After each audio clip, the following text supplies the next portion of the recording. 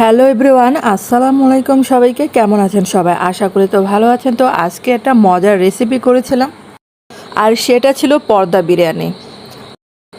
আর আজকে যেহেতু এটা প্রথমবার রান্না করেছি, আর প্রথমবার রান্না করে কিন্তু একদম পারফেক্ট হয়েছিল। আর আমি কিন্তু এটা আমার মতোই করেছি। তারপর দেখেন একটু কালার ফুড দিচ্ছি যাতে একটু সুন্দর হয় দেখতে।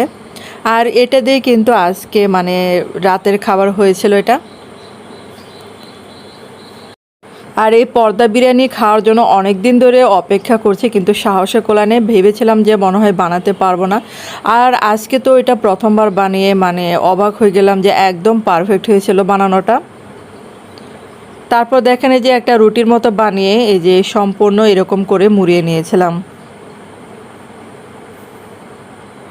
আর এটা বানাতে কিন্তু অনেক ভালো লেগেছিল। তো এটা যখন বানানো শেষ তারপরে